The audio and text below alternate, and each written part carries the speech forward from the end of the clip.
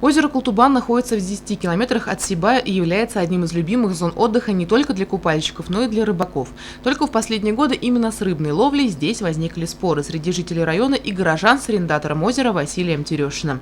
В связи с большим количеством поступающих обращений в прокуратуру Баймакского района о незаконном запрете любительской и спортивной ловли на Култубане и возникла необходимость разъяснения данного вопроса. В 2004 году это озеро было выведено из реестра водоемов общего пользования, после чего между КАМ «Уралрыбводом» и главой крестьянско-фермерского хозяйства Василием Терешиным был заключен договор по созданию и эксплуатации озерного товарного рыбоводного хозяйства.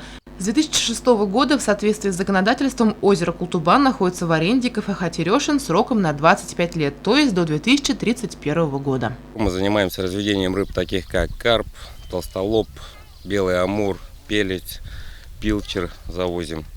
Поэтому запрещено здесь всякое и любительское, и спортивное, любой вид рыболовства здесь запрещен, так как мы занимаемся разведением рыб, все это, это сами понимаете, это все-таки дорогостоящий процесс. Таким образом, изъятие из озера Култубан объектов аквакультуры при отсутствии договорных отношений с собственником, главой КФХ Василием Терешиным, является незаконным, так как связано с причинением ему материального ущерба. Все объекты аквакультуры являются собственностью хозяйства, как и выращенные домашние птицы и скот, и их незаконное изъятие сравнимо с обычным хищением чужого имущества. И ответственность в этом случае грозит как административная, так и уголовная, то есть от штрафа в размере 5000 рублей до лишения свободы на срок до 10 лет. Делается объезд территории. Вывесили, выставили информационные стенды, то, что рыбалка запрещена, то, что это является озерно-товарно-рыболовным хозяйством, данное озеро. Но для некоторых несознательных граждан это не доходит. Некоторые вообще не читают. Кто-то читает, подходит, интересуется. Есть такие, не говорю, что все прям поголовно. Есть сознательные, которые подходят, интересуются, когда можно будет рыбачить, как все это происходит.